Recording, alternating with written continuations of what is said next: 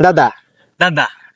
আমি চাইছিলাম আমার ফুটটারে সৌদি আরব পাঠাইয়াম। আচ্ছা, তা আপনার পরিচিতের মধ্যে কোনো বালা দালাল আছে যে আমার ফুটটারে সৌদি আরব নিয়ে দিব? আমার পরিচিত তো কোনো দালাল নাই, কিন্তু 2-4 গ্রামের মাঝে তুই বালা দালাল থেকে থাকতো তাইলে একমাত্র আমি আছি। ওহন যে তোমার নতুন নতুন কয়টা দালাল হইছে, এরা কি দালালের কাতারে পরে পরে না না? তে আমরা যে বালা দালালগিরি হচ্ছি, এই বেলা মনে হয় ওহনের নতুন দালাল দিয়ে আর মার ফেডো আছি। আইশ্বর্বনা হ্যাঁ, আইশ্বর্বনা। আই সব্বন। যে আমরা যে বেলা তোমার সৎ পথে দালালগিরি হচ্ছি, একটা স্যার বিদেশ নেওয়ার 6টা মাস বাদে টিয়া লইছে। দাদা বিদেশ কি আপনি বাপের টিয়া দিনি তাই?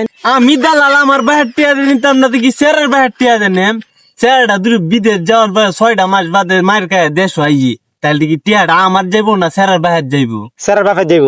কেরে কেরে স্যারের বাহের যাইতো কেরে? টিয়াটা তো আমি দালাল আমার যাইবো, আমি দালাল হইছি না।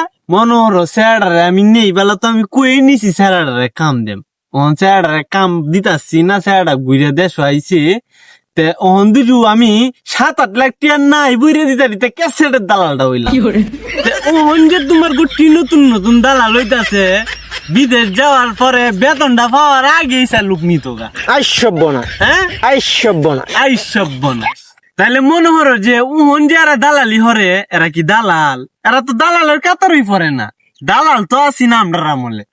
আমরা যে বেলা দালালি গিরিয়েছি 2টি হামাঞ্চে তেগাইছি। আইশ্বর্বনা হ্যাঁ, আইশ্বর্বনা। আই সব বনা।